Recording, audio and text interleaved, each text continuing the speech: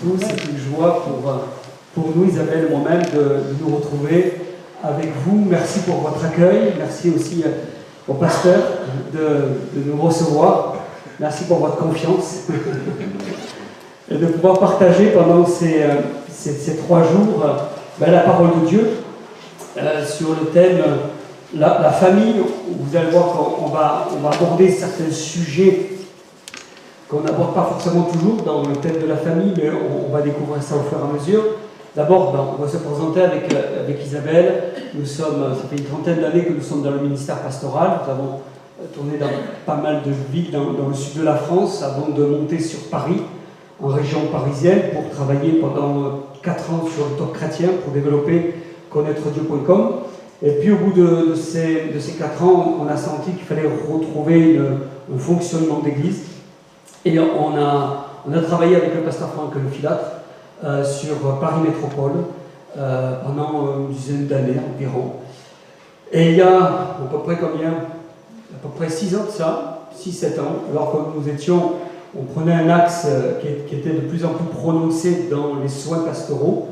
On travaillait énormément là-dedans, puis on a mis comment le focus sur les soins pastoraux. On a senti notre limite. En tant que pasteur, on a senti qu'on était un petit peu limité par rapport aux besoins, aux enjeux qui étaient là, qui étaient devant nous. Et on a voulu vraiment se former pour qu'on puisse devenir pasteur-thérapeute. C'est ce que j'ai fait pour ma part.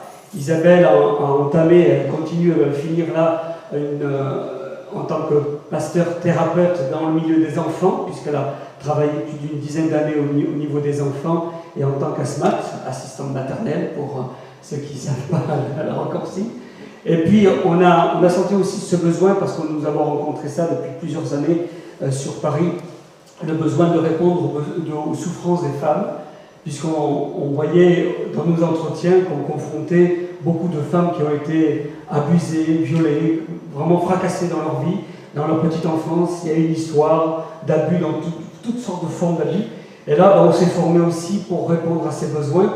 Et je peux vous dire qu'on a eu une quantité, je ne vous dis pas le nombre d'hommes, de femmes, de gens qui ont été en grande souffrance et que Dieu a voulu qu'on ait à les accompagner, à les aider, à les soutenir dans ce ministère. Et on a quitté Paris-Bastille pour monter sur Amiens. Ça fait 1 an que nous sommes sur Amiens, où nous avons mis le focus 100% là-dessus, en fait, sur tout ce qui est soins pastoraux, avec tout ce que cela comporte, bien sûr, avec les outils que Dieu nous a donnés. Et on exerce non seulement dans l'église locale, mais à l'extérieur, comme ce soir, ici, sur Internet aussi, et on veut essayer de répondre au mieux aux besoins. Puis en même temps, j'ai une option, c'est le mentorat, où on travaille, on exerce aussi le mentorat pour différentes personnes. Alors voilà, pour brosser un petit peu le tableau, nous avons 2 enfants, Jonathan et Christopher, qui sont déjà relativement grands maintenant, et qui sont partis, qui sont à l'île de la Réunion. Vous voyez, on est à 10 000 km de distance, mais le cœur est toujours aussi proche. Voilà, alors bon, ça nous donne l'occasion, quand c'est comme ça, de joindre l'utile à l'agréable, et on va les voir pour passer les vacances. En fait, c'est moi qui leur ai fait découvrir l'île de la Réunion, parce que tout petit, mon père étant gendarme, on habitait là-bas, sur Mayotte, la Réunion, Martinique. Enfin, c'était l'occasion de voyager, puisque mon père étant gendarme, ça a été vraiment pour moi l'occasion de m'ouvrir aussi vers le monde. Ben voilà un petit peu notre histoire, notre parcours, pour mieux nous identifier qui nous sommes réellement. On va aborder un sujet très connu, mais qui va être lié à un deuxième sujet qu'on parle moins, quasiment pas du tout. On va parler de savoir écouter et entendre. En fait, on fait trop de confusion au travers de écouter et entendre. Dans Éphésiens chapitre 5, c'est l'introduction qu'on va prendre ce soir, au verset 25. Vous connaissez bien ce texte, on va pas s'y arrêter dessus, mais juste pour introduire ce temps. Éphésiens 5, 25, et puis après je le déroule au fur et à mesure. Là, j'attends que vous puissiez trouver le verset, puis après au fur et à mesure, je vais avancer avec différents versets. Éphésiens 5, 25, il dit Marie, que chacun aime sa femme, comme Christ a aimé l'Église, et s'est livré lui-même pour elle. C'est un parallèle incroyable du couple avec l'Église. Jésus s'est donné pour l'Église, et le mari se donne pour la femme. On ne va pas rentrer dans ce sujet ce soir. Parce que le but du mariage n'est pas mon bonheur, mais son bonheur. Quand on regarde ce texte, il y a un sacrifice. Jésus s'est sacrifié pour l'Église. Le mari va se sacrifier pour son épouse. En fait, il y a toujours une forme de sacrifice, de se donner à l'autre. Un mariage, c'est ça. C'est pas tout feu, tout flamme, c'est pas le jour du mariage où c'est tout beau, c'est formidable. Oui, il y a tout ça, c'est bien.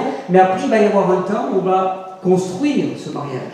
Avec parfois nos valises émotionnelles du passé, notre histoire, avec nos blessures, nos joies, nos peines, finalement, tout notre parcours. On va rentrer dans ce mariage, et en rentrant dans ce mariage, il faudra ajuster certaines choses.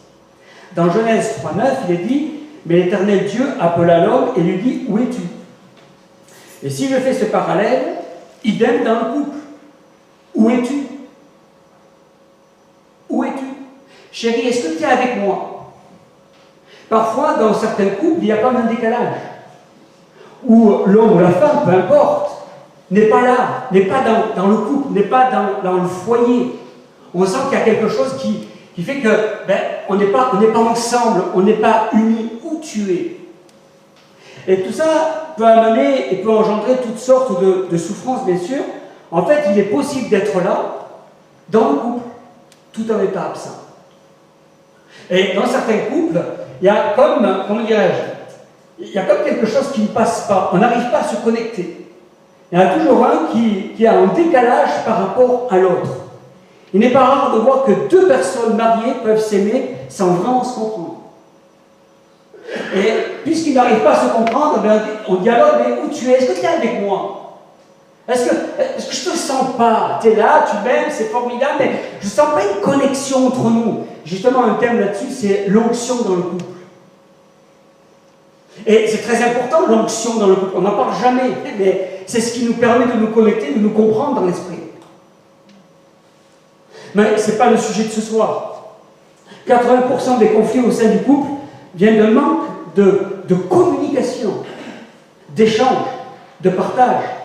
Et vous savez, quand on rentre dans la vie de couple, au bout de plusieurs années, on rentre dans ce que j'appelle la routine, qui est grave, qui est dangereuse, la routine. Quand on la laisse trop nous empaler, nous entraîner. Et c'est pour ça que nous avons besoin de comprendre cela, parce qu'une enquête a révélé qu'un couple consacre en moyenne 37 minutes par semaine à une véritable communication. 37 minutes par semaine. Nous, on fait en sorte, avec Isabelle, tous les matins, on déjeune ensemble. Et on passe une demi-heure, 3 quarts d'heure. Parfois c'est 1 heure, mais c'est plus rare parce qu'après il y a des activités qui arrivent, mais tous les matins on passe un temps ensemble. Alors moi je me lève beaucoup plus tôt, à 4 heures du matin je suis déjà debout, c'est mon fonctionnement. Alors je déjeune, je prends mon café, mais après comme j'aime bien en prendre un deuxième, j'attends que mon épouse se lève pour que j'en prenne un deuxième, et là on partage, on échange ensemble, on discute, et c'est les moments de qualité qui sont très importants. Après vous avez bien sûr les échanges de la journée, mais ce moment-là est très important. C'était surtout très important quand on avait les enfants, et quand les enfants sont au milieu, c'est pas toujours évident. Alors on a mis ça en place, ce principe, cette routine qu'on peut appeler, et on l'a maintenu, et ça c'est quelque chose d'important. Malheureusement, parfois il existe plus de complicité avec les amis, les collègues de travail, parce qu'on passe plus de temps au travail qu'à la maison parfois.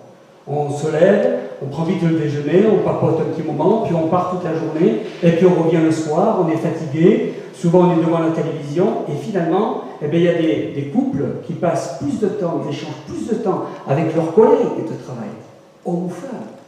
Et ça crée parfois certains dangers dans le couple si on n'entretient pas la flamme au sein de notre foyer. Deux personnes mariées peuvent vivre ensemble sans vraiment se connaître.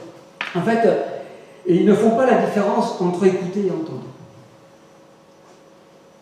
Il y a beaucoup de couples où ils s'entendent, mais ils ne sont pas là, et ils s'écoutent, pardon, mais ils ne sont pas là à s'entendre, il y a vraiment comme un conflit. Grégoire Lacroix dit ceci, un couple n'est pas fait pour s'entendre, mais pour s'écouter. Vous allez me dire quelle différence? Entendre, c'est accidentel. C'est une attitude passive. Entendre, je vais vous donner un exemple pour ceux qui ont des ados, ou qui en ont eu, qui ont grandi, et qui jouaient à la play devant la télévision, que maman dit, écoute chérie, il faudrait peut-être maintenant que tu ailles faire la vaisselle ou que tu ailles ranger ta chambre. Ouais, ouais, non, non. Et puis il continue à regarder son jeu. Il entend maman, mais ne l'écoute pas. Et c'est là la différence. Entendre ne demande pas d'effort. Par contre, écouter, c'est toujours intentionnel. On prête l'oreille, on arrête tout. Et on pose le téléphone. Et là, on dit, chérie, vas-y, écoute. Ton serviteur est là, devant toi. On pose tout ça, on regarde, on prend le temps de savoir ce que l'autre a à nous dire. Quand on regarde, parfois, on se fait cette réflexion quand on va au restaurant. On se fait la réflexion quand on voit parfois les amoureux. Je me demande s'ils ne dialoguent pas par texto, ensemble, l'un devant l'autre. Chacun avec son téléphone, comme ça. Ils doivent discuter en texto, c'est pas possible. Et malheureusement, on est dans cette génération où on a beaucoup de communication, mais on ne se parle plus. On ne s'écoute plus. On entend l'autre, mais on ne l'écoute pas. Et c'est triste parce que ça crée toutes sortes de frustrations. Luc dit ceci d'intéressant dans Luc 11, 28. « Heureux ceux qui écoutent la parole de Dieu et qui la gardent. » Alors regardez, ce qui est très important, c'est que pour garder ce que l'on nous dit, il faut savoir écouter. Il faut prendre part. Alors, j'ai transformé la version que je viens de lire et j'ai mis en version couple. Il a dit « Heureux celui qui écoute son conjoint et qui garde ses paroles. » Parce que c'est bien d'écouter après. Là, on a dit qu'entendre, c'était pas top. Écouter, c'est bien mieux. Mais c'est pas le tout d'écouter. Après, il faut garder ces paroles-là. Il faut les faire nôtres pour ne pas recommencer par la suite.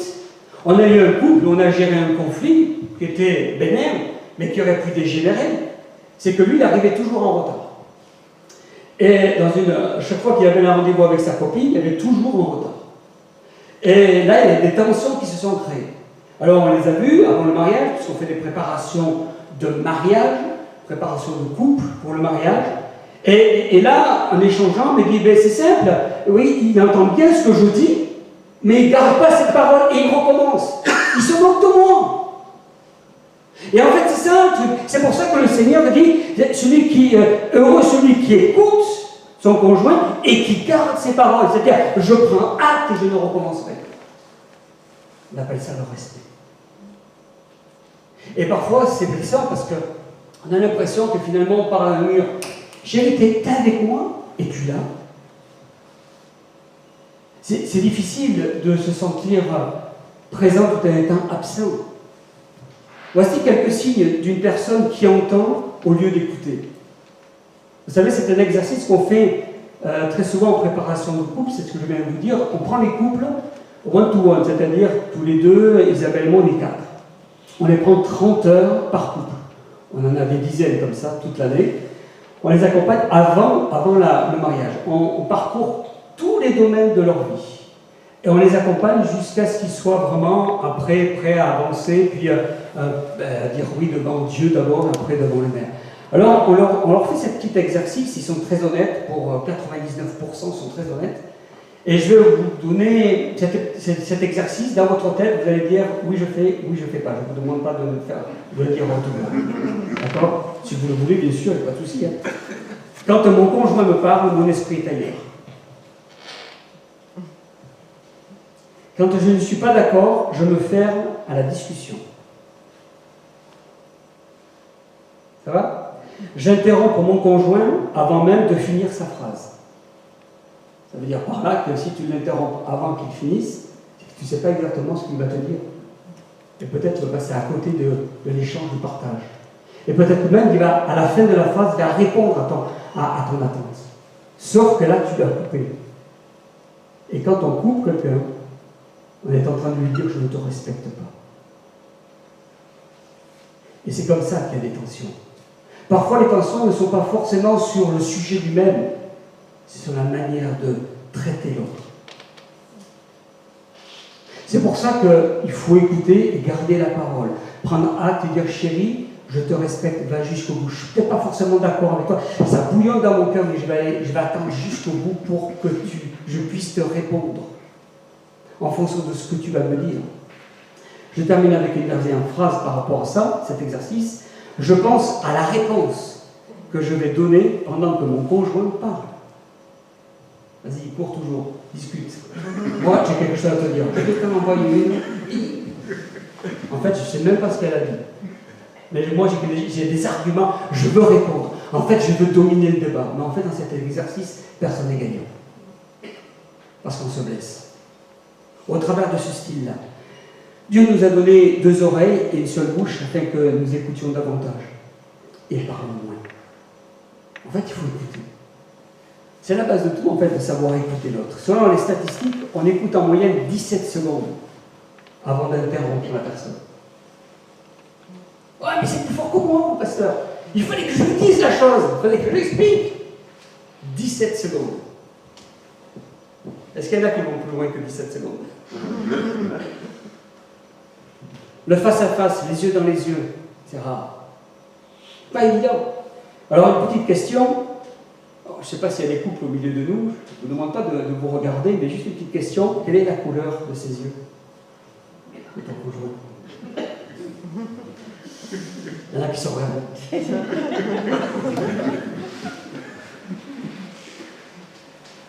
est la couleur de ses yeux? On fait souvent l'exercice dans l'accompagnement du couple, et on demande à un couple de se mettre face à face. Ils sont assis, ils se prennent dans les bras, et on leur demande de se regarder dans les yeux. Disons, on vous donne 1 minute. Il y en a qui ne tiennent pas 2 secondes. Et ça, c'est révélateur d'un mal-être dans le couple. Ils ne tiennent pas 2 secondes. On me dit, je ne sais pas. Pourquoi? Parce qu'il y a quelque chose, il y a un fil entre eux. Il y a un malaise. Faites cet exercice à la maison. Là, chérie, je voulais faire un exercice avec toi. Le pasteur a prêché hier soir. Vous allez voir, c'est très intéressant. De savoir, et il y en a d'autres, vous n'arrivez pas à les arrêter. Bon, c'est bon, ça suffit. Non, non, allez, vous arrêtez. Non, non, c'est bien. Ah, chérie, ils sont là fixés. Mais là, derrière, quand vous parlez avec eux, il y a du potentiel. Il y a quelque chose qui bouillonne entre eux. Et c'est ça qui est très important dans la communication. Il n'existe pas de communication sans communion. Et là, je tiens à parler de ça. Pourquoi? Parce que la communication, c'est l'échange. On partage, on dit les choses, on raconte peut-être la journée, notre travail, ça c'est bien. Mais quand je dis qu'il n'existe pas de communication sans communion, c'est que la communion, c'est la fusion d'un couple. Dans communion, il y a union. Et pour bien s'entendre, se comprendre, s'écouter, il faut qu'on s'unisse. La division va nous blesser et va blesser l'autre. La division entre nous, quand il y a un filtre, on va couper l'autre dans l'échange. On va argumenter, on va dominer l'échange. Mais dans l'union, on va respecter l'échange. On va la laisser parler pour que je puisse après, derrière, échanger avec elle. C'est pour ça qu'il faut beaucoup d'union dans le couple, pour communier, pour échanger. On le retrouve avec la Sainte Seine. Quand on est en communion sur le Christ, et la Bible nous dit si quelqu'un a quelque chose contre un frère ou une sœur, qu'il se lève et qu'il demande pardon. Pourquoi? Unité. L'unité va nous faire gagner la bataille contre l'adversaire qui veut essayer de nous diviser. Et ça, c'est très important dans la communication, c'est d'être uni. Je communique avec toi, mais est-ce que je suis uni avec toi? Est-ce que, et je reviens sur le même sujet, est-ce qu'il y a une onction entre nous qui nous permet de nous communiquer? Parce que vous savez, quand il y a des tensions dans un couple, quand il y a des tensions parfois dans une église, quand il y a des tensions entre frères et sœurs, l'onction arrive mal à s'implanter, le Saint-Esprit n'arrive pas bien à prendre sa place, ce qui est normal. Mais quand il y a l'unité, ça passe. Ça sent, on sent l'onction, on sent la présence, ça coule, vous voyez, on dit, waouh, ça a coulé. Mais dans le couple, c'est pareil. Pour ça que l'onction est importante. Je ne sais pas si je vais prêcher là-dessus demain, je vais voir. Mais ce qui est très important, c'est ça. C'est de comprendre qu'il faut qu'il y ait une fusion entre nous. Alors, petite astuce, dans communication et communion, vous avez l'adjectif commun, comme un accord. Accord commun. C'est-à-dire qu'on est d'accord ensemble. C'est-à-dire qu'on fait bloc tous les deux. Les enfants, vous savez, nous ont dit une chose. Ils nous ont dit, vous, papa et maman, c'est à chaque fois, on n'a jamais pu vous diviser entre vous deux. On n'a jamais pu se mettre au milieu et mettre une séparation. Pourquoi? Parce qu'on faisait bloc tous les deux. C'est-à-dire que s'il y en a un qui prenait une décision sur, je ne sais pas, une punition par exemple, et bien l'autre faisait bloc et le soutenait. S'il y en a un qui disait, bon, mets le couvert, et que là, les enfants ne voulaient pas aller voir maman, tiens, maman, papa, il m'a dit de faire le couvert, ben, Isabelle le soutenait. On s'est toujours soutenu. Union, qui permet la communion. Et tout ça, pourquoi? Parce qu'il y a la communication. Il y a un échange. Il y a 3 types d'amour dans la Bible. Il y a l'éros. On ne va pas développer ça ce soir, bien sûr. Il s'agit là de l'amour physique, passionnel, sexuel. Vous avez l'amour agapé, qui est bien connu, qu'on entend très souvent. C'est l'amour inconditionnel qui recherche avant tout le bien de l'autre. Son bonheur, c'est ce que je disais à l'introduction. Puis, il y a un autre, qu'on parle moins, et que j'affectionne particulièrement, c'est philéo. Pourquoi? Parce que philéo, c'est l'amour complice. Je suis complice avec Isabelle. De toute façon, les gens nous disent, hein, quand on voit l'un, voilà. On est toujours ensemble, on fonctionne ensemble, et ça a toujours été comme ça. Il n'y aura pas quelqu'un dans un entretien qui viendra dire, pasteur, voilà, je vais vous dire une chose, mais surtout ne le dites pas à votre épouse. Ça, c'est juste la dernière chose qu'il faut me dire. Parce que c'est sûr qu'elle va le savoir. Vous voyez ce que je veux dire? En fait, quelque part, ce qui est très important, c'est que philéo, c'est l'amour complice, basé sur les valeurs, l'objectif commun, comme un accord. On est ensemble, on fait bloc. On regarde dans la même direction. Juste un seul regard, je sais ce que veut dire Isabelle. Parce que c'est quelque chose qui nous permet de faire bloc face à des situations, face à des conflits, face à des problèmes, face à des enjeux parfois. Et ça, c'est important dans la vie de couple. Beaucoup de couples ne se comprennent pas parce qu'ils ne se respectent pas par rapport à tout ça. Le socle d'une vie de couple, c'est le respect, en fait. Tout passe par le respect. Tu peux aimer quelqu'un, lui manquer de respect. Comme tu peux respecter quelqu'un sans pour autant l'aimer. Un policier, tu le respectes, mais on ne va pas l'aimer. Dans le sens, vous comprenez? C'est juste pour montrer par là que le besoin numéro 1 de la femme, c'est d'être aimée. Celui de l'homme, c'est d'être respecté. Et s'il n'y a pas de respect dans le foyer, croyez-moi, il va le chercher ailleurs. Et s'il trouve un respect ailleurs, il y a un danger dans le foyer. Et je peux vous le dire par expérience, dans les soins pastoraux, de personnes que nous avons accompagnées, combien d'hommes, parfois les femmes, mais combien d'hommes on nous dit, mais dans le foyer, ça faisait longtemps que ma femme ne m'a pas respecté. Ou l'épouse qui me dit, mon mari ne m'a pas aimé. Alors, pourquoi je vous dis ça? Parce que dans Éphésiens 5.33, Éphésiens 5.33, il dit que chacun de vous aime sa femme, comme lui-même, et que la femme respecte son mari. Voilà.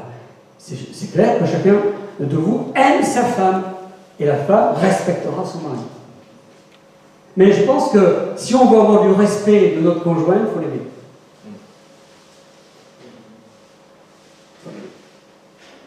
Et l'amour, c'est divin. C'est spirituel, l'amour. Ça va se chercher devant la face de Dieu. Ce matin, on avait un suivi pastoral où le frère disait, mais j'aime pas ma femme. Je ne sais pas qu'elle n'aimait pas, mais pour lui, il était en mode encore célibataire dans sa tête.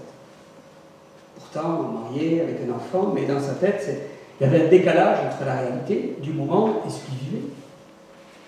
Et là, tout simplement, je me suis aperçu dans les échanges, on s'en est aperçu, parce qu'il y avait un manque de communion avec Dieu.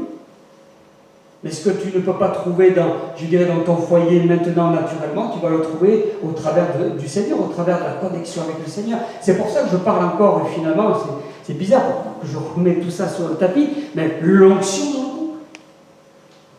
C'est très important. Un couple chrétien, c'est un couple solide. Un couple inébranlable. Sans quoi cela va élever des filtres, va briser la confiance. On va rompre l'intimité, ça va engendrer des blessures. Et c'est terrible, les blessures. Des blessures sur des blessures, en fait. Et ça, c'est mon deuxième sujet de ce soir, alors que je viens de vous partager sur le respect, écouter, entendre, la communication, communier, être unis, ça c'est important, c'est la base. Mais pourquoi parfois on ne s'entend pas?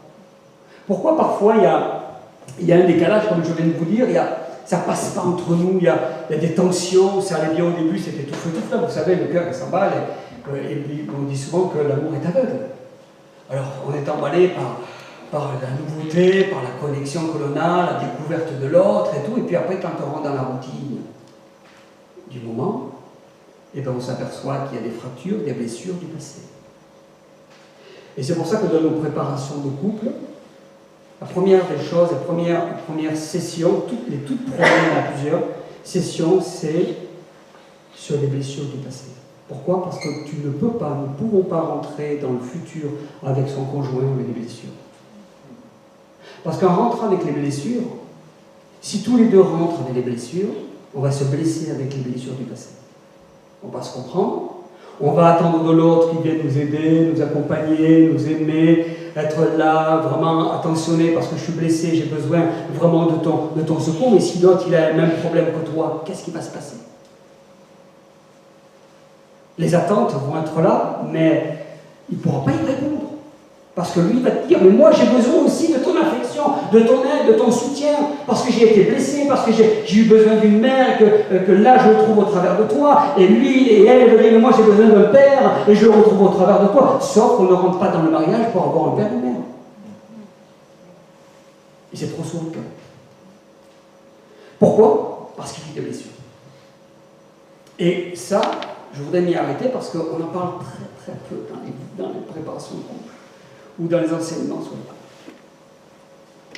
On parle bien sûr de ce que je viens de dire, c'est généraliste, mais c'est la base, en fait, la communication, c'est la base. Mais il faut aussi parler de ça.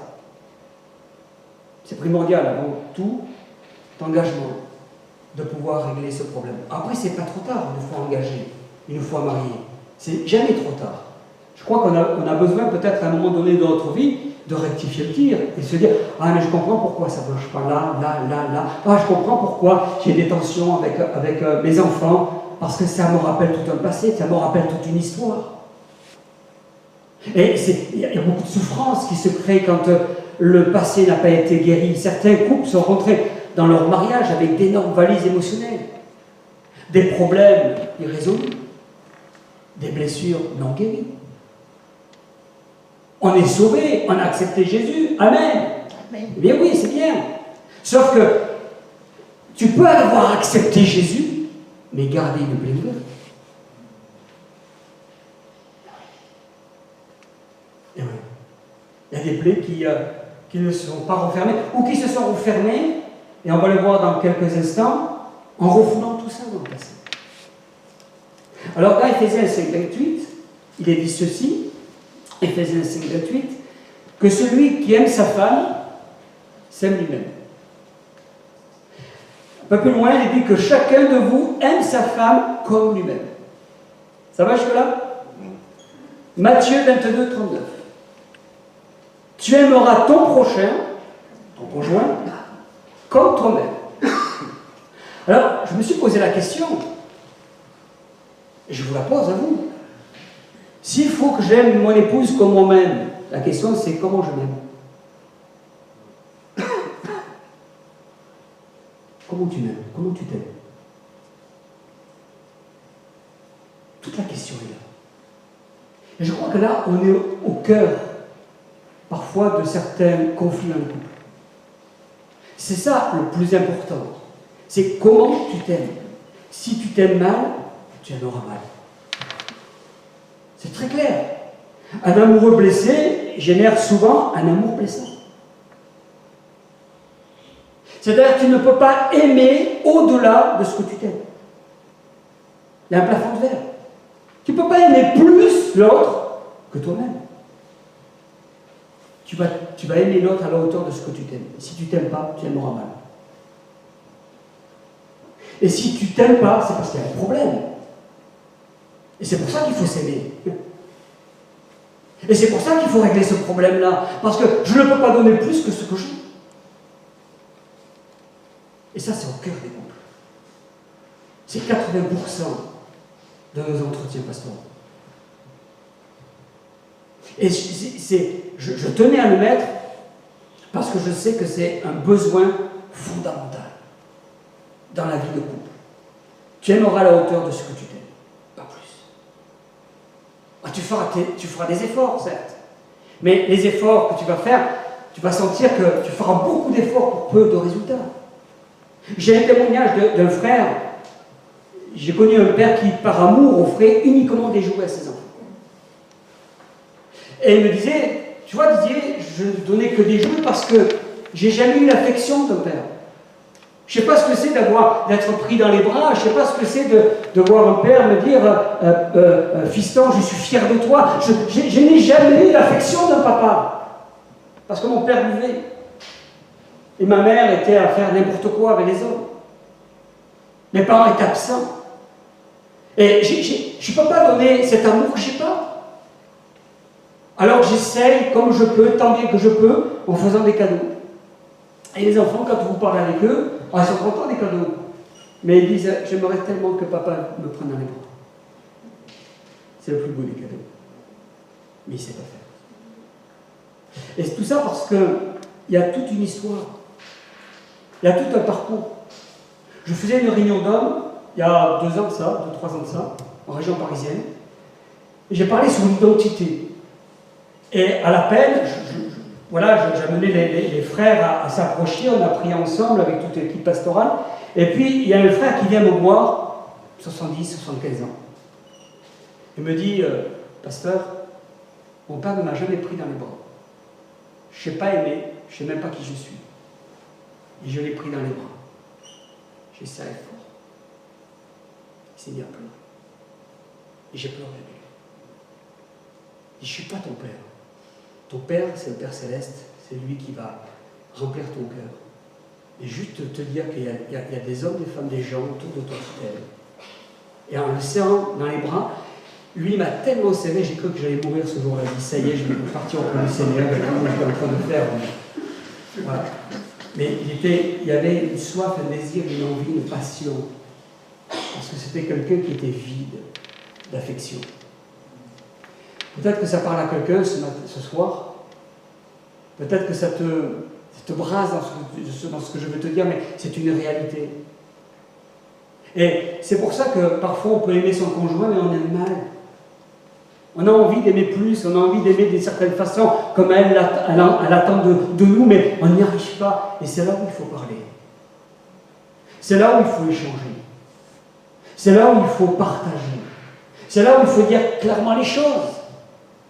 Parce que ce sont peut-être des secrets de famille, ton secret à toi, mais tu ne peux pas le garder éternellement, parce que tant que je me suis tu, a dit David, tu me consumais.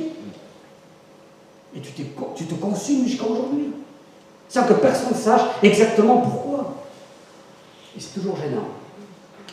Certains sont rentrés dans leur vie de couple avec des blessures du passé, des valises émotionnelles, qui ont impacté gravement leur vie de couple, de famille, des blessures, il y a eu des échecs, des rejets, notre caractère a changé, il y a eu l'injustice, les abus, l'agression, les violences sexuelles, physiques, verbales, et j'en passe. Et si cette question n'est pas réglée avant le mariage, elle impactera inévitablement la vie de couple. S'il y en a aujourd'hui au milieu de nous qui sont encore célibataires, ou qui sont fiancés, travaillez là-dessus. Si vous êtes déjà engagé depuis fort longtemps et que vous sentez qu'il y a quelque chose à régler, vous avez des pasteurs pour répondre à votre besoin, pour prier avec vous, pour crier à Dieu. La Bible dit quand un malheureux crie, l'Éternel entend le délivre. Petite parenthèse, une personne carencée se dirige souvent sur une personne carencée. C'est la loi de l'attraction, on attire ce que l'on dégage. Et c'est comme ça qu'on a parfois vu, même très souvent, des jeunes filles, alors qu'elles ont été frappées par leur père, se retrouver avec un petit copain qui le frappe après. La loi de l'attraction. On dégage et on trouve la personne qui vit exactement les choses que nous vivons. Personne carencée se dirige souvent vers une personne carencée, c'est la loi de l'attraction. On attire. On ne comprend pas au départ. Et c'est pour ça que nous avons besoin de la grâce de Dieu. Besoin que vraiment Dieu pose sa main sur votre vie, qu'il vous connecte, que vous puissiez vous connecter avec lui, pour que vous puissiez avoir un cœur selon le cœur de Dieu, que vous puissiez voir et choisir la personne que Dieu aura mis sur votre chemin. Maintenant, j'ai un petit témoignage, c'est un frère sur la région parisienne qui me partageait, en tant que fiancé, il me disait, voilà, je suis fiancé, je vais bientôt me marier, tout ça, j'étais heureux, c'est super, c'est extraordinaire. Il me dit, par contre, ma fiancée, elle a été, dans son enfance, abusée sexuellement. Aïe. Et alors, tu as réglé ça? Il me dit, non, elle ne veut pas, c'est bon, bah, pour elle, c'est terminé. Elle me dit, bon, c'est une histoire passée. Je dis, non, c'est pas une histoire passée, c'est une histoire qui va durer. Et elle va rentrer dans la vie conjugale, et quand vous allez être dans une relation intime, et que tu vas avoir des gestes qui lui rappellera le souvenir passé douloureux, ça va exploser. Mais non, mais non. Ça fait un an, à peu près un an et demi qu'ils sont mariés. Ça fait un an et demi que c'est le bazar dans le foyer. Elle ne veut pas avoir de relation sexuelle. Pourquoi? Parce qu'elle n'a pas guéri ce passé. Et lui, il est désabusé. Lui, il est troublé. Il ne sait plus quoi faire. Et c'est vrai que quand on est abusé sexuellement, psychiquement, au niveau émotionnel, au niveau verbal, que sais-je encore, à différents niveaux, cela impacte l'image de soi, l'estime de soi, la confiance en soi. On ne sait même plus qui on est, au niveau identité. Je ne sais même pas qui je suis. Un zombie. On grandit avec une identité qui est absente. On n'arrive pas à s'affirmer. Vous savez, tout ça, et dans l'identité, vous savez, il y a le mot « qui suis-je ». Ça ne vous rappelle pas quelqu'un, ça? Ça vous rappelle Moïse. Qui suis-je? Et Jésus n'a pas répondu, enfin Dieu, l'Éternel n'a pas répondu à Moïse. Il dit, viens, suis-moi, t'inquiète. Se chercher aussi. Et cet homme se cherchait, pourquoi? Parce qu'il avait grandi dans une histoire qui n'était pas la sienne. L'Égypte. Lui qui était hébreu, lui qui était au milieu de son peuple, il s'est retrouvé en décalage. Quel choc! Ouais, c'est mon peuple, c'est mon sang, mais on ne se comprend pas, je ne sais pas ce que je fais ici, je suis né en Égypte, il y a toutes sortes de bouleversements dans sa tête, parce que, vous savez, nous on lit comme ça, c'est formidable l'histoire. Il faut se mettre à la tête du bonhomme, à ce moment-là. Et c'est pas évident. Quand il dit qui suis-je, c'est réellement qui suis-je, qu'est-ce que je fais là, qui je suis exactement. Plus que de l'humilité, c'est je ne connais pas mon identité. Et le Seigneur a formé en lui cette identité en Christ. Il a œuvré dans son cœur pour que vraiment Dieu l'impacte dans sa vie. Et Dieu, c'est ce qu'il veut faire en toi, dans ton cœur, plus profond, honnête. Pourquoi je dis ça? Parce que le diable nous ment concernant l'image de soi. Ton image, elle est faussée par rapport à ton histoire. Et toi, tu t'es basé sur ton histoire, tu t'es basé sur tes souffrances. C'est un mensonge. Lui, Dieu se base sur qui tu es, sur ce qu'il a fait de toi. Il t'a créé, t'es sa créature. C'est sur ça qu'il se base. Mais toi, tu te bases sur ton échec. Tu te bases sur tes souffrances. Tu te bases sur la maltraitance, sur les rejets. Alors, pour toi, finalement, tu es rien, tu es pour rien. Tu es incapable, que sais-je encore. Tu ne te retrouves pas là-dessus. Tu dis, mais est-ce que je mérite vraiment un homme, une femme? Et quand je trouve, là, cette personne dit, mais est-ce que je serais vraiment une bonne personne pour elle, pour lui? Là, ça devient une gifle. Et le diable attend que ça. Que tu te disqualifies sur cette position-là. Le diable n'attend que ça, que tu te disqualifies, que tu t'arrêtes. Vous voyez l'impact du couple que ça peut avoir. C'est dramatique. Mais il ne faut pas laisser l'adversaire. Il ne faut pas laisser l'adversaire te mentir. Il ne faut pas laisser l'adversaire te dire qui tu étais dans le passé. Et laisser le Saint-Esprit te dire qui tu es dans le présent. Parce que dans le présent, il va te montrer la vraie réalité. Mais nous, comme on s'est arrêté à une date bien précise de notre vie, ça s'est arrêté là, l'horloge, bim, s'est arrêté là. Et ça a faussé toutes les données. Cela génère le doute, la peur, la défiance. la méfiance, la crainte, la suspicion, la jalousie, la colère. Enfin, c'est un tueur d'amour. Les gens colériques, les gens qui sont en colère, ça signale quelque chose. Ça veut dire qu'il y a quelque chose qui ne va pas. Regardez un enfant, quand il se met en colère, qu'il rougit, vous avez sa tête, ou un bébé, vous voyez, la tête toute rouge, qu'est-ce qu'il dit là? Soit il fait un caprice, soit il a mal, soit il a faim. Mais bébé, un caprice, alors il a faim ou il a mal. Il dit quelque chose. Mal à dire. Il dit quelque chose. Le mal nous dit quelque chose. Et souvent, il y a toutes sortes d'émotions qui sortent pour nous dire j'ai mal. Alors on va juger la personne sur la colère ou l'attitude, sur la jalousie ou sur la peur, sur tout ça, mais tout ça ce sont des signaux qui nous disent quelque chose qui ne va pas. Très souvent. Après il y a d'autres. C'est peut-être aussi parfois le péché, bien sûr. Situations présentes qu'on n'a pas réglées, ça c'est une chose. Mais aussi, c'est qu'il y a des cas, des situations où des gens sont en colère, où des gens ont des réactions qui sont troublantes, qui sont parfois dans la crainte, la méfiance, la peur. Tout ça parce que tout simplement, ils ont souffert dans le passé. Je ne vais pas aller trop loin dans ce domaine, je vais bientôt terminer, parce qu'on pourrait dire beaucoup de choses. Si nous voulons prendre notre vie en main et réaliser nos rêves, il nous faut commencer par s'occuper de soi. Et je voudrais vraiment t'encourager, mon frère, ma soeur, à t'occuper de toi. Sois un peu égoïste, pense d'abord à toi avant de penser aux autres. Parce que c'est en recevant que tu pourras donner. Je l'ai dit tout à l'heure, tu ne peux pas donner ce que tu n'as pas.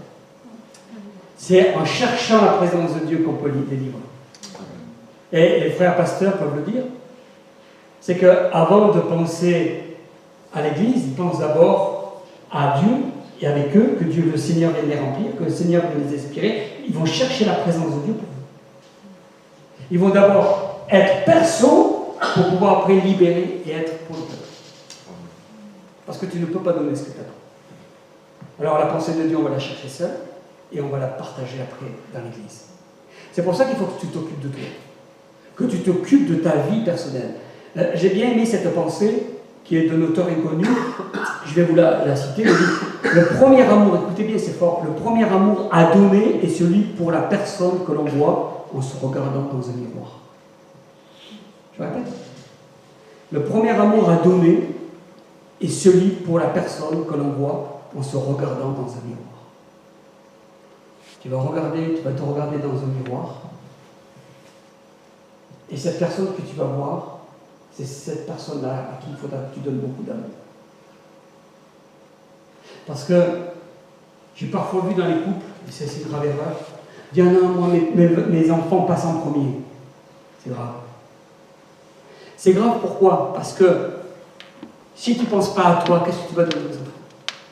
Les enfants, ce sont des éponges. S'ils voient papa et maman en souffrance, ils ne pourront pas forcément l'exprimer, ils ne pourront pas forcément le dire. Mais ils aimeraient tellement que tu sois heureux, heureuse. Parce que c'est comme ça qu'ils vont se sentir bien. Mais si tu es fracassé, mal et tout, et que tu penses focus d'abord à tes enfants, tu vas leur donner que ce que tu as. Si tu penses d'abord à toi, si tu t'occupes de toi, si tu te restaures, que tu te sens bien, que tu es heureux, heureuse, tu vas transmettre ce que tu es, ce que tu as, ce que tu as reçu. Et là, l'enfant va le sentir. Et vous savez, les enfants, comme ce sont des éponges, ça va être une libération dans le foyer. Il va y avoir un climat de liberté dans le foyer. Je connais quelqu'un qui était en très grande souffrance. Dans sa vie, il y avait des tensions dans le foyer. Les enfants se sentaient mal parce que maman était mal. Alors, elle m'avait expliqué un peu la situation et je lui ai dit, je lui ai donné cette suggestion, je lui ai dit, parle en langue dans la maison. Parle beaucoup en langue dans la maison. Et commence à changer ce climat hostile, comment dirais-je, ce climat tendu, en laissant le Saint-Esprit prendre vraiment toute cette surface de ton appartement, et tu vas voir que le climat va changer. Ça n'a pas loupé 15 jours après. Toute la maison a changé. Il y a eu des rires, ça rigolait, ils étaient contents, ça chahutait, mais dans le bon sens. Le climat avait complètement été transformé parce qu'elle-même avait été transformée au travers des temps où on avait Dieu. Brise le mécanisme de défense. Parce que quand on a souffert du passé, il y a ce que je disais tout à l'heure, très rapidement, il y a un système qu'on appelle le refoulement. Ce système de déni psychologique. voyez, on refoule ça, on va oublier. On ne va pas le remettre à la surface, on ne va plus le confronter. On a tellement souffert, sauf que si tu le refoules, tu le gardes. Si tu le vomis, tu le sors. En fait, il faut vomir le malade, le mal-être. Et Dieu, il est là pour le faire.